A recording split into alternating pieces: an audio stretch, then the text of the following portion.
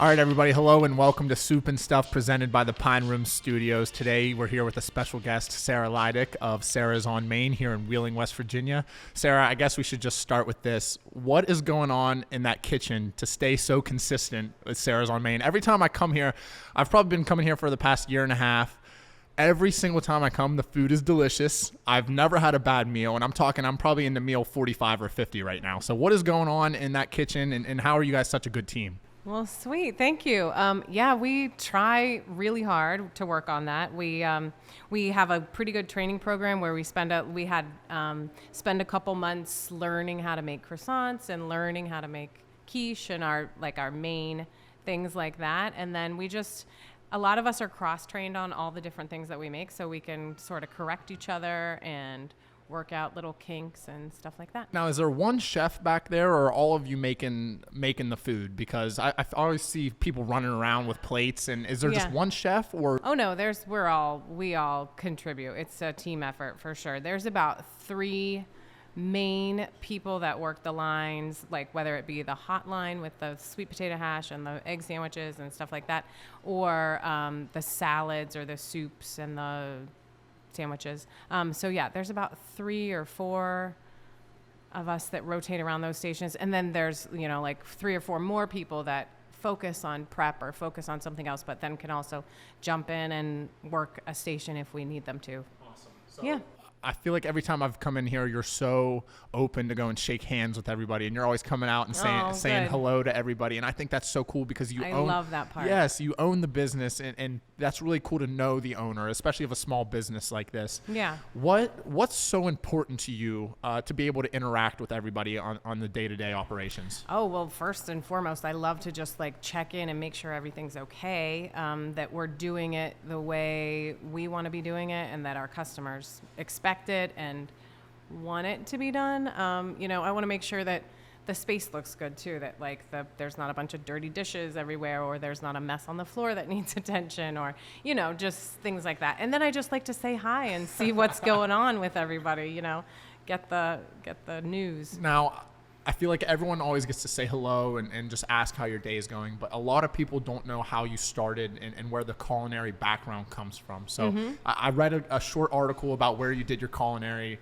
experience. So do you want to talk a little bit about that, on how you kind of got started and how all of this became about? Yeah, sure.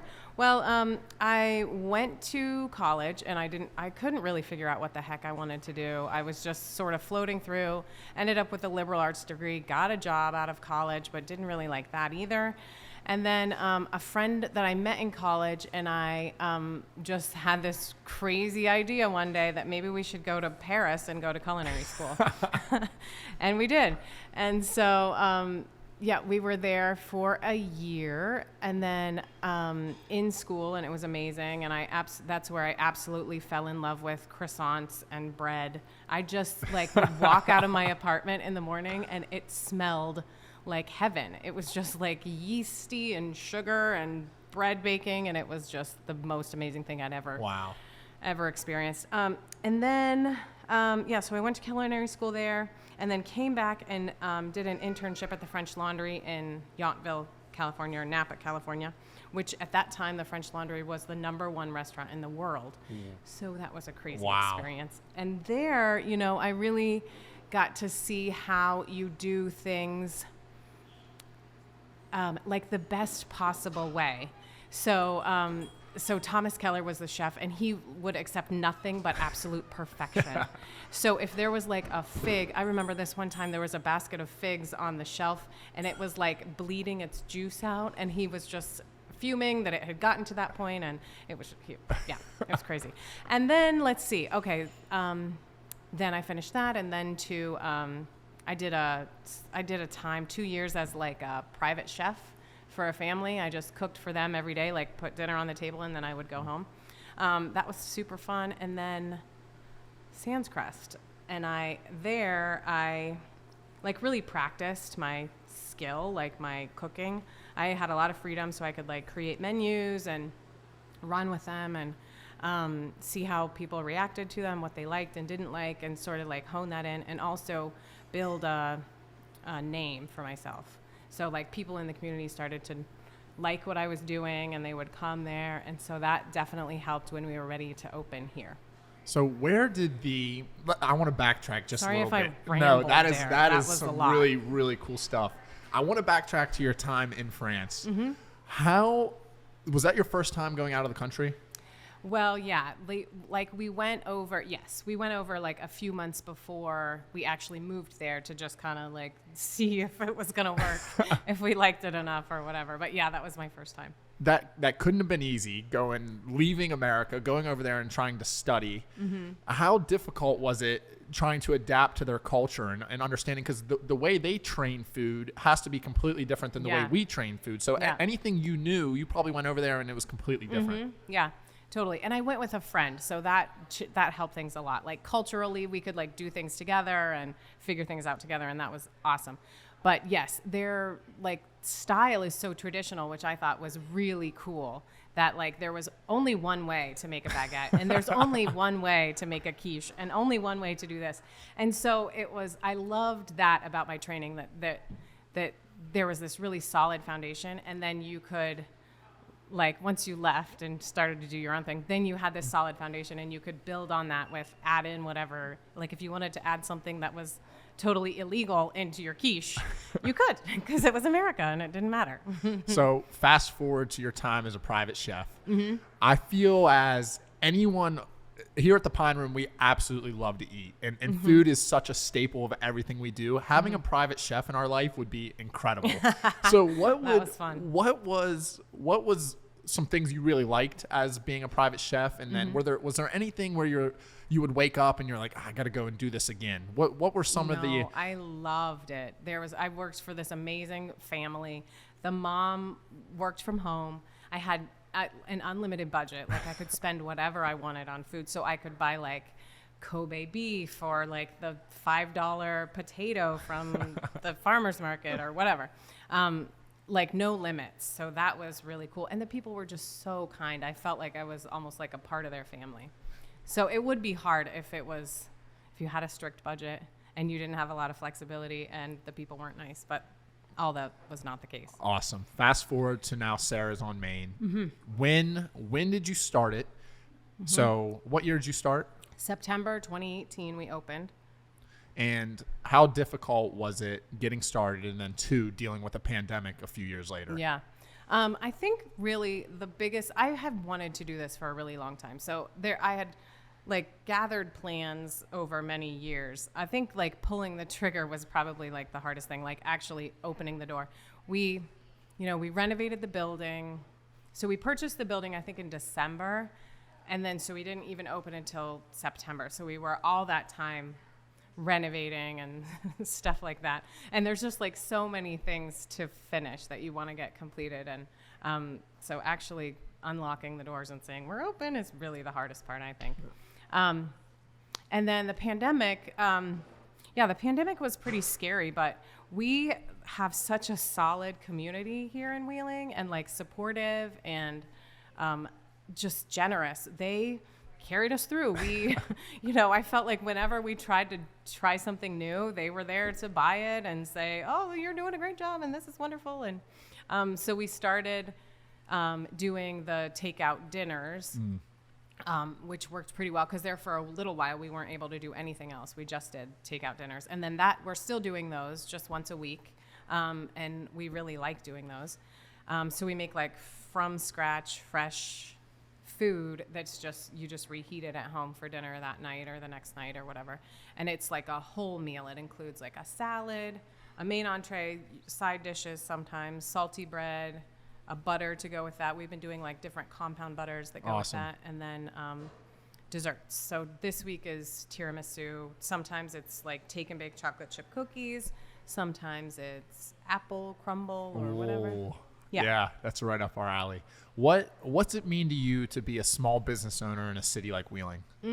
I love being a part of this community because it feels like we can be like a gathering place for the community to come and hang out and have meetings or plan or meet friends or whatever. And there's just like so many opportunities for us to give back to the community, but also like the community to help us, like show of hands or like co-starters or any of the things that the city does and local organizations do to help small businesses. It's really amazing. Yeah, that's great. So moving forward, what do you think helps your business be so successful? Because every single time I come in here, it's absolutely packed. I know people want to keep coming back because I see the same faces in here, and then I meet new people, so I know it's growing.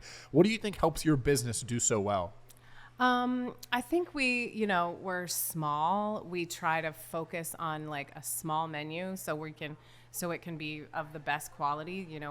We just have a few menu items. We don't have a huge menu, but everything we do, I think, is of the best quality that we can put out there, and I think that makes a difference, and people like that. And we also have a lot of variety. Even though we have a small menu, it's like the lunch menu changes every week. So we have new sandwiches and new salads and new soups, depending on what the farmers can bring us or what looks good at Jebbia's or whatever. Yeah. What was your inspiration behind, one, starting a business, and two, getting into the culinary side of things? My grandmother was a home ec teacher, so we would cook together all the time. And I just love it. My whole family loves to cook, and so we've just always enjoyed that. Sorry, I shouldn't have done that. So for people that are just watching or they're listening, we're in Sarah's on Main right now, and Main Street is right on the other side of the camera. It's busy. So we've got people walking around and enjoying the scenery. So yeah, go ahead. So what was I talking about? Your inspiration. Oh, for Sarah's on Main. Well, that was just, I started we sold salty bread. Before we opened, we sold quiche at Later Alligator. There were some things that were not available in Wheeling that I really wanted to see. Good bread was one of them, and then quiche was a good thing that nobody was doing, making from scratch, or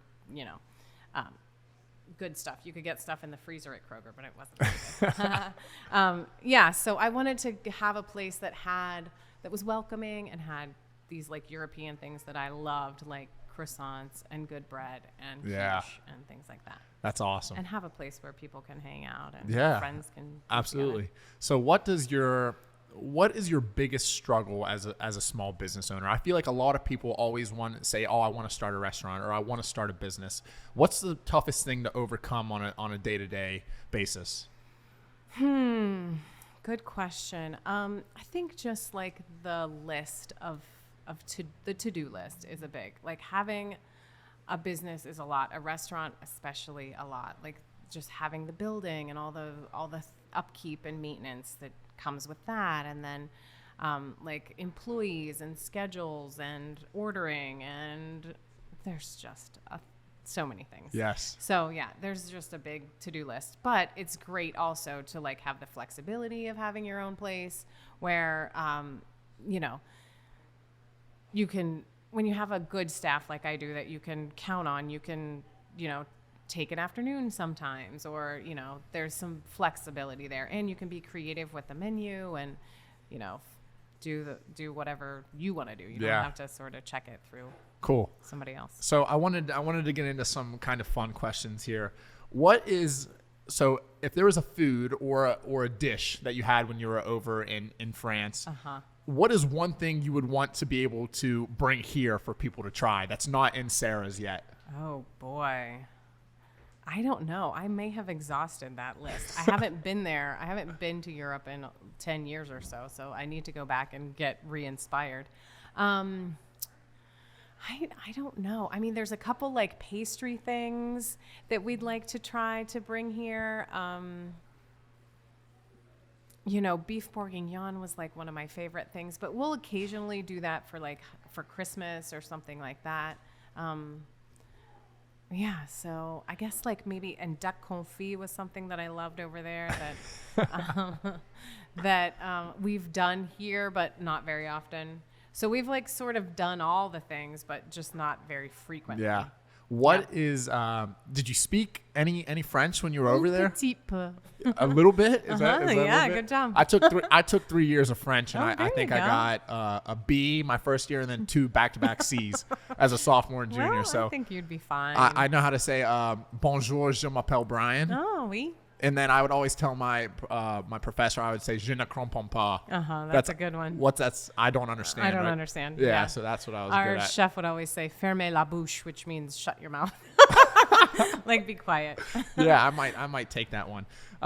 Okay, so what does Sarah do when she's not in here working? When you have some of your free time? I have an 8-year-old son, so we are probably hiking at Ogilvy or riding his scooter in the parking lot at Oric or reading the Magic Tree House series or something like that. That's awesome. Yeah, and my family lives in the Eastern Panhandle, so we head over there pretty often and hang out with them. Good. So, Good. yeah. Have you? I know how much work you put in to get this place off the ground, and it's so successful now. You have to tell me, this is something I was so excited to ask. How long did it take you to come up with the name for your restaurant? Gosh, we did have a few different options. I would say 6 months or so. Probably didn't even have a solid name until about 6 weeks before we opened. Because it came down. I mean, we're on Main Street, I know, and it's Sarah so Lydick is obvious. the owner. So, was there other options that you were gonna take? Oh yeah, like I love butter, so I wanted to kind of incorporate that Would somehow. it have been Butters on Main? Maybe, I don't know, like bread and butter. Nothing was very. They were all very simple. Yeah. Yeah. So, what about franchising? Has that came into the back of your head? Because Not really. So Savannah, Georgia, one of my favorite cities I've ever been to. First time I came here and I ate, I thought this would be unbelievable, right on the water in Savannah. Oh, that sounds great. And then I went out west this summer and I was in San Diego and I was like, oh my gosh, Sarah's would be perfect right here on the water. So has anyone ever approached you, or is that something you can see yourself doing maybe down the road? I don't know. I don't think so. I would need that. That would be like a whole nother person. I would just be like a consultant for that. I wouldn't even know the first thing about that. I like to like make croissants and cook. I don't know about like my business side isn't really that proficient to somehow create a franchise. Because I feel like Sarah's on Main runs so well off the tongue. So like if someone was in San Antonio, maybe they could say Sarah's in San Antonio. Yeah. And then There you go. and then you're familiar with Europe, so you could do Sarah's in Spain. Yeah, totally. You Let's could just do it. you That could just sounds great. They could just and they I could could keep just rolling. travel around all those places. Maybe you could become close with Elon Musk. You could do There. Sarah's Yeah. in space. Perfect. It would be that be sounds great. good. So we're gonna end with this. This is our fast 3. So 3 questions. Okay. 3 questions to end it. This is sponsored by Karen Bowers Distributing cool. and Busch Light. So these last 3 questions are that. If you could give your 18-year-old self any advice, what would that be? Just do it, probably. Like, just don't think about it too much and just go for it. So number 2, a bunch of young entrepreneurs around here in the city of Wheeling, I feel like is starting to produce a lot of people that want to give back. Yeah. What is some advice you would give to kids getting right out of college that want to start their own business? I would say, like, don't overthink it. Like, be as prepared as you can, but don't be afraid to like actually pull the trigger. I think I probably should have opened sooner than I did. Looking back, I wish I would have. I was probably more ready than I thought I was. Sometimes you just have to like jump off that cliff and just figure it out, because you're never going to be able to figure everything out ahead of time. You just kind of have to go with it and just do it as it comes. So last question, 5 years from now, where would you like to see yourself and your business? Oh my, good question. Let's see. I would like to see us a little bit bigger than we are now. I don't know if that means a second location or a different location, but I would like us to still be maintaining the same quality that we have now, and hopefully still around and still maybe just a little bit bigger. One last question. I feel like people don't know about this. How cool is your guys' patio in the outside area? Because that is such a nice place. And I Yeah. feel like when all my friends get together and Yeah. get out there and get to eat, I feel like that's so cool. When did that open it's up? Great. We were lucky. It's always been there. We've just over the years sort of developed it a little bit more. We added some extra furniture. We added some gravel and some landscaping and stuff like that. Oh, and the shade sails, thanks to show of hands money. But yeah, and we would love to, maybe someday we'll start doing dinners or like private events or parties or I don't know, something out there. Awesome. I'd like to use that more. I got a question for you. Yeah. I see your notepad here. Is there anything you want to talk about? I think we went over most of these things. We talked about advice and I guess one last question. yeah, I think we did it. I would have for you. I absolutely love brunch. And I think just all these different cities I've gotten to go to, and my fiance and I and all of our friends, I think brunch is so fun just to start your day. In the near future, do mimosas have a chance at Sarah's? Mimosas are on the menu. What? You're busy doing the Pine Room on Saturdays, and we're down here serving mimosas. Here's what we need to do, and I'm going to make this happen. I didn't know you did mimosas, so I'm going to get all the Pine Room guys and everyone that comes up there to start their Saturday here at Sarah's. With a mimosa. Perfect. A mimosa. I I think a mimosa and some French toast, maybe some bacon is the way to go. Yeah, one last question. What? My favorite thing to do is come in here and get a side of bacon. Where does that bacon come from? We do have really good bacon, don't you think? Share that with? I think the brand is it's like a food service brand, so I don't think you're going to be able to. You're not going to find it at Kroger's. Do I have to have a contract to get that with them? Like, dang it. You have to order it by the case. It's like a 15-pound case. It's unbelievable. And then they ask crispy or soft, and I love my bacon crispy, but when you get it soft, there's like a ton of juice in that bacon. Yeah, it's good. So it's unbelievable. Good. It's so good. Do you like bacon when you come down here? I just think it's awesome. We guys had such a good conversation. Now we're ending it on bacon. Hey, things in life. These things are important. True. Bacon is important. And elaborate actually real quick on the salty bread. Is that a recipe you're allowed to give out? No. It's unbelievable. Can you say it on here? We'll blur it out. It's just. Okay, we'll blur that out so nobody can hear that. Well, it just beep. You can have that. Now, it's Jub fine. and I are the only people that get that recipe. It's seriously so good. Thanks. That avocado toast is actually unbelievable. Yeah. Good. Well, the avocado toast is on our sourdough, not our salty bread. On the sourdough, Yeah. That's right. Yeah. I wanted to read the article that just came out from the FRFBC. Sarah's on Main has the best avocado toast in the state of West Virginia. Pretty cool. Wow. Yeah, that's awesome. FRFBC is food ratings from Brian Campbell. Oh, okay. So, nice. Jesus. Is there anything coming up for Sarah's? Like if there's a special or something that you want to promote? Anything? Let's see. We're getting ready to put out our we'll do a Thanksgiving dinner to go situation like we've done for the past couple years. So that's coming up. We'll probably have some spooky treats for Halloween. But yeah, no, just the usual. Yeah, well, thank you so much for joining Soup and Stuff. We really appreciate it. Well, sweet. You're now Thank you. Friend. You're a friend of the Pine Room Studios. So Okay, anytime we want you to come on now, I'll call you and you have to come on the show. All right. Sounds good. When you blow up and start franchising in these different states, then we'll have you back on. So Okay. appreciate it. Thank you, Sounds Sarah. good. Thank you, Brian. Thank you.